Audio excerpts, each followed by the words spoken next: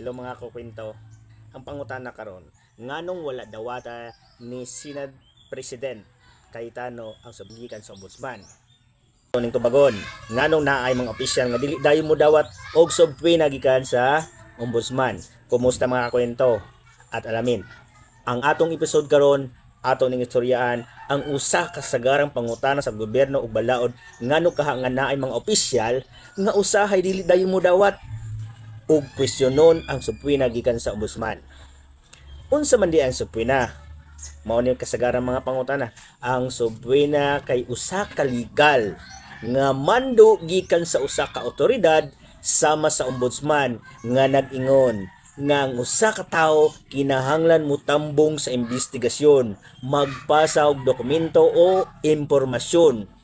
Busa dili ni siya simple nga investigasyon lang, legal ni siya nga proseso.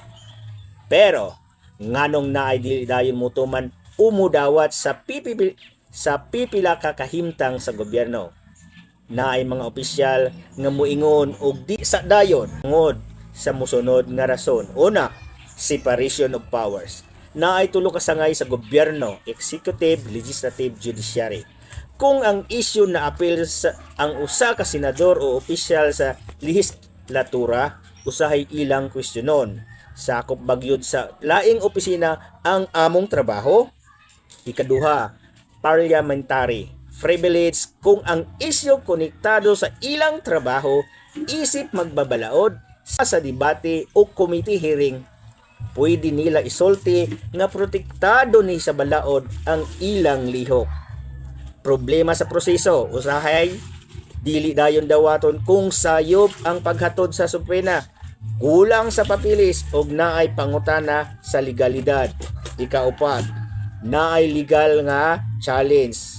Una, dili pasabot nga dili mutuman, usahay ila sa iapila sa korte o motion i-review ang subpoena. Ikalima, internal Senate rules. Ang Senado adunay kaugalingong mga proseso kung unsaon nila pagtubag ang mga external investigation. Unsa ang atong nakatunan ani? Dili ni siya simple nga musunod o dili musunod. Ang isyu sa tinuod legal o proseso nga diskusyon ni siya kung sakop ba sa ombudsman, tarong ba ang proseso ug kinsa ang adunay sakop nga jurisdiksyon. Mauna mga kakwentuhan, at sa mga ingon-ani nga isyu sa gobyerno, dili ni siya dali, oo, dili lang.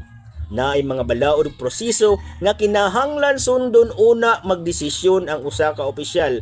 Kung ganahan mo aning nga episode, ayaw kalimot og like, comment ug subscribe sa Kwentuhan at Alamin para sa mas klaro ug simple nga mga istorya bahin sa atong balaod o gobyerno.